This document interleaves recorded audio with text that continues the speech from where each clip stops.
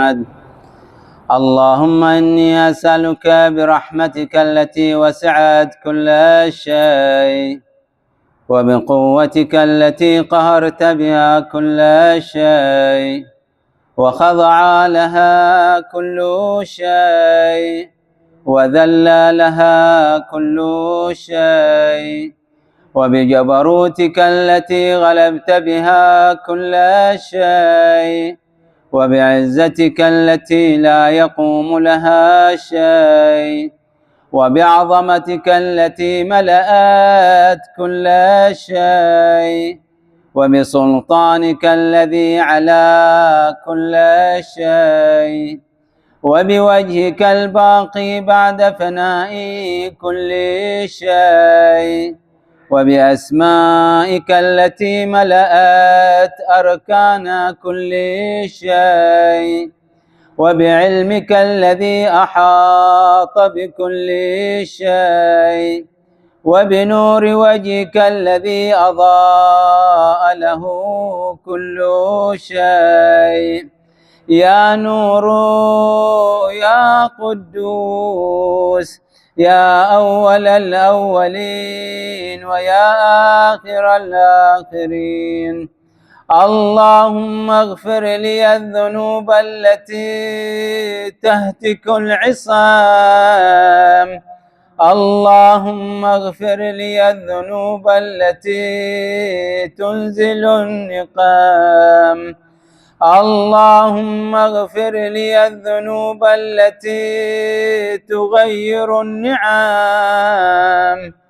اللهم اغفر لي الذنوب التي تحبس الدعاء، اللهم اغفر لي الذنوب التي تنزل البلاء، اللهم اغفر لي كل ذنب أذنبته وكل خطيئة أخطأتها، اللهم إني أتقرب إليك بذكرك وأستشفع بك إلى نفسك وأسألك بجودك أن تدنيني من قربك وأن توزعني شكرك وأن تلهمني ذكرك، اللهم إني أسألك سؤال خاضع متذلل خاشع أن تسامحني وترحمني وتجعلني بقسمك راضيا قانعا وفي جميع الأحوال متواضعا، اللهم وأسألك سؤال من اشتدت فاقته وأنزل بك عند الشدائد حاجته وعظم فيما عندك رغبته، اللهم عظم سلطانك وعلى مكانك وخفي مكرك وظهر أمرك وغلب قهرك وجرت قدرتك ولا يمكن الفرار من حكومتك، اللهم لا أجد لذنوبي غافرا ولا لقبائحي ساترا ولا لشيء من عملي القبيح بالحسن مبدلا غيرك، لا إله إلا أنت سبحانك وبحمدك، ظلمت نفسي وتجرأت بجهلي وسكنت إلى قديم ذكرك لي ومنك علي، اللهم مولاي كم من قبيح سترته وكم من فادح من البلاء أقلته، وكم من عثار وقيته، وكم من مكروه دفعته، وكم من ثناء جميل لست أهلا له نشرته. اللهم عظم بلائي وأفرط بي سوء حالي، وقصرت بي أعمالي، وقعدت بي أغلالي، وحبسني عن نفعي بعد آمالي، وخدعتني الدنيا بغرورها، ونفسي بخيانتها،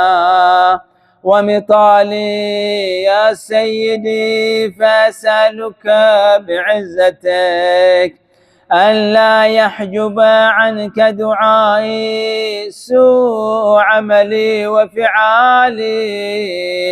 ولا تفضحني بخفي ما اطلعت عليه من سري، ولا تعاجلني بالعقوبة على ما عملته في خلواتي من سوء فعلي وإساءتي ودوام تفريطي وجهالتي وكثرة شهواتي وغفلتي. وكن اللهم بعزتك لي في الأحوال كلها رؤوفا، وعلي في جميع الأمور عطوفا. إلهي وربي من لي غيرك أسأله كشف ضري والنظر في أمري. إلهي ومولاي أجريت علي حكما اتبعت فيه هوى نفسي، ولم أحترس فيه من تزيين عدوي، فغرني بما أهوى وأسعده على ذلك القضاء، فتجاوزت بما جرى علي من ذلك بعض حدودك، وخالفت بعض أوامرك، فلك الحجة علي في جميع ذلك، ولا حجة لي فيما جرى علي فيه قضاؤك، وألزمني حكمك وبلاؤك. وقد أتيتك يا إلهي بعد تقصيري وإسرافي على نفسي، معتذرا نادما منكسرا مستقيلا مستغفرا منيبا مقرا مذعنا معترفا، لا أجد مفرا مما كان مني، ولا مفزعا أتوجه إليه في أمري، غير قبولك عذري وإدخالك إياي في سعة من رحمتك. اللهم فاقبل عذري وارحم شدة ضري، وفكني من شد وثاقي. يا رب ارحم ضعف بدني ورقة جلدي ودقة عظمي، يا من بدأ خلقي وذكري وتربيتي وبري وتغذيتي. هبني لابتداء كرمك وسالف برك بي، يا إلهي والسيدي وربي. أتراك معذبي بنارك بعد توحيدك، وبعد ما انطوى عليه قلبي من معرفتك، ولهج به لساني من ذكرك، واعتقده ضميري من حبك، وبعد صدق اعترافي ودعائي خاضعا لربوبيتك. هيهات أنت أكرم من أن تضيع من ربيته، أو تبعد من أدنيته، أو تشرد من آويته، أو تسلم إلى البلاء من كفيته ورحمته. وليت شعري يا سيدي وإلهي ومولاي أتسلط النار على وجوه خرت لعظمتك ساجدة، وعلى ألسن نطقت بتوحيدك صادقة، وبشكرك مادحة، وعلى قلوب اعترفت بإلهيتك محققة، وعلى ضمائر حوت من العلم بك حتى صارت خاشعة، وعلى جوارح سعت إلى أوطان تعبدك طائعة، وأشارت باستغفارك مذعنة. ما هكذا الظن بك، ولا أخبرنا بفضلك عنك يا كريم يا رب. وأنت تعلم ضعفي عن قليل من بلاء الدنيا وعقوباتها، وما يجري فيها من المكاره على أهلها، على أن ذلك بلاء ومكروه قليل مكثوه يسير بقاؤه قصير مدته. فكيف احتمالي لبلاء الآخرة وجليل وقوع المكاره فيها، وهو بلاء تطول مدته ويدوم مقامه، ولا يخفف عن أهله، لأنه لا يكون إلا عن غضبك وانتقامك وسخطك، وهذا ما لا تقوم له السماوات والأرض يا سيدي. فكيف بي وأنا عبدك الضعيف الذليل الحقير المسكين المستكين؟ يا إلهي وربي وسيدي ومولاي، لأي الأمور إليك أشكو، ولما منها أضج وأبكي؟ لأليم العذاب وشدته، أم لطول البلاء ومدته؟ فلئن صيرتني للعقوبات مع أعدائك، وجمعت بيني وبين أهل بلائك، وفرقت بيني وبين أحبائك وأوليائك، فهبني يا إلهي وسيدي ومولاي وربي. صبرت على عذابك،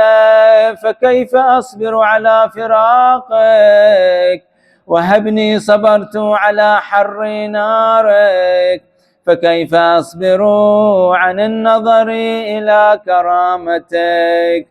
أم كيف أسكن في النار ورجائي عفوك؟ فبعزتك يا سيدي ومولاي أقسم صادقا، لئن تركتني ناطقا لأضجن إليك بين أهلها ضجيج الآملين، ولا أصرخن إليك صراخ المستصرخين، ولا أبكين عليك بكاء الفاقدين، ولأنادينك أين كنت يا ولي المؤمنين، يا غاية آمال العارفين، يا غياث المستغيثين، يا حبيب قلوب الصادقين، ويا إله العالمين. أفتراك سبحانك يا إلهي وبحمدك تسمع فيها صوت عبد مسلم سجن فيها بمخالفته وذاق طعم عذابها بمعصيته وحبس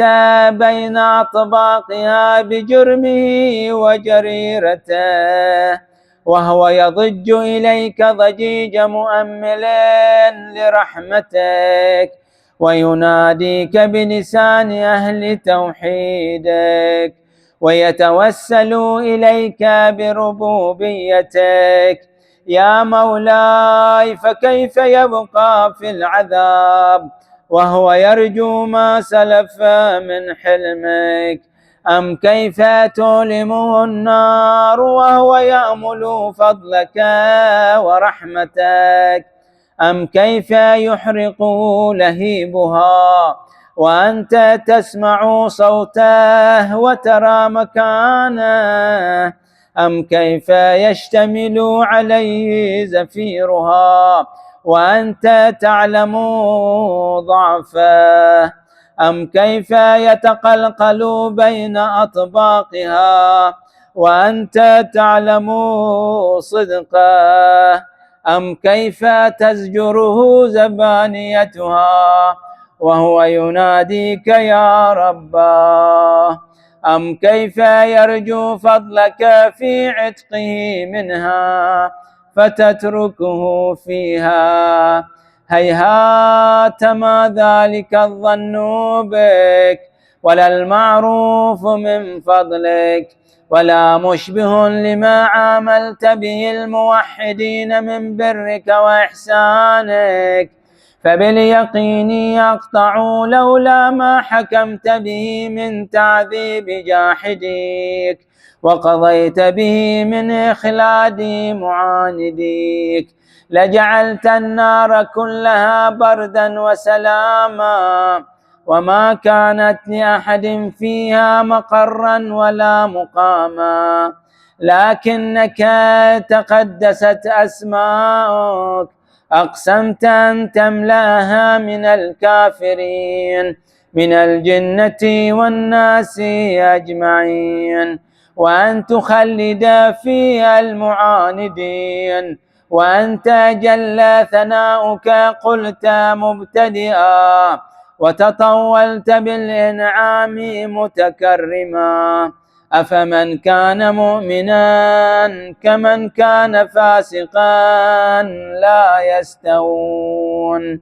إلهي وسيدي فأسألك بالقدرة التي قدرتها وبالقضية التي حتمتها وحكمتها وغلبت من عليه أجريتها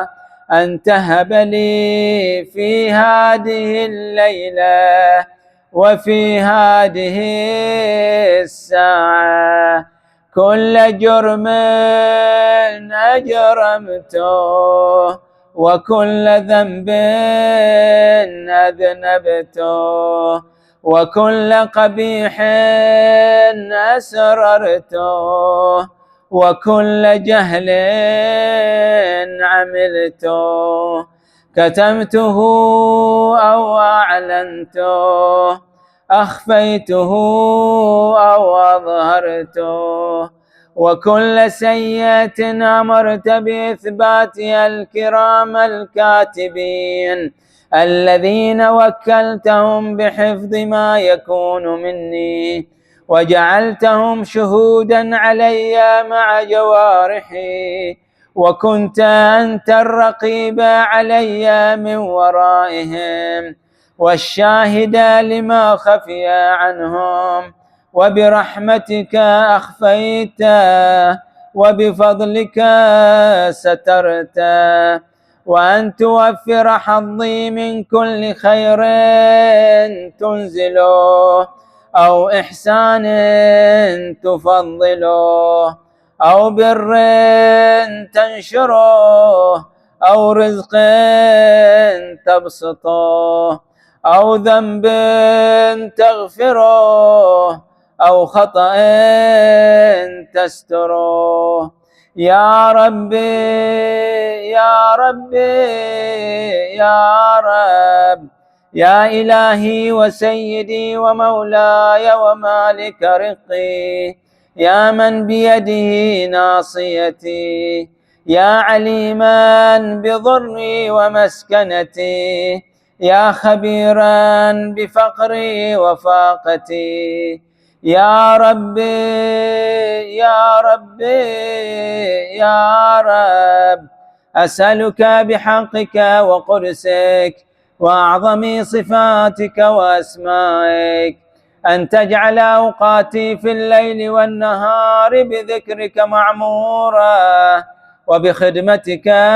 موصولة، وأعمالي عندك مقبولة، حتى تكون أعمالي وأورادي كلها وردا واحدا،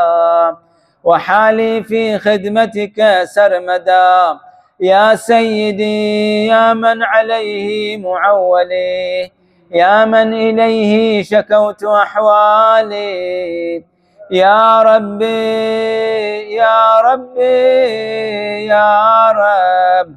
قو على خدمتك جوارحي، واشدد على العزيمة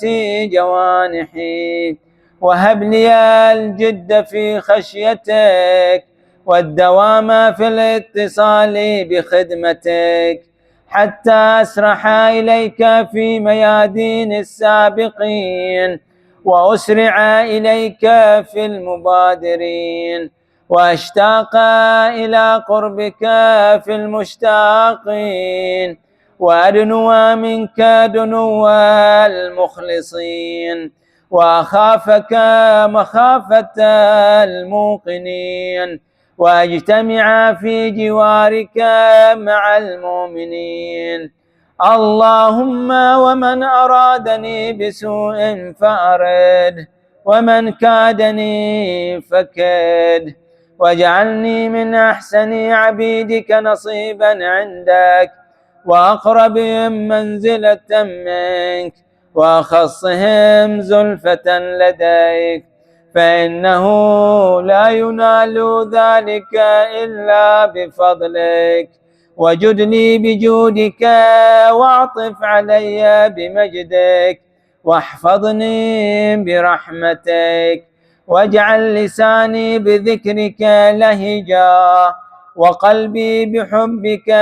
متيما، ومن علي بحسن إجابتك، وأقلني عثرتي واغفر زلتي، فإنك قضيت على عبادك بعبادتك، وأمرتهم بدعائك، وضمنت لهم الإجابة. فإليك يا ربي نصبت وجهي، وإليك يا ربي مددت يدي، فبعزتك استجب لي دعائي وبلغني مناي، ولا تقطع من فضلك رجائي، واكفني شر الجن والإنس من أعدائي. يا سريع الرضا اغفر لمن لا يملك إلا الدعاء، فإنك فعال لما تشاء. يا من اسمه دواء وذكره شفاء وطاعته غنى، ارحم من رأس ماله الرجاء وسلاحه البكاء. يا سابغ النعم يا دافع النقم، يا نور المستوحشين في الظلام، يا عالما لا يعلم، صل على محمد وآل محمد، وافعل بي ما أنت أهله. وصلى الله على رسوله والأئمة الميامين من آله، وسلم تسليما كثيرا. اللهم صل وسلم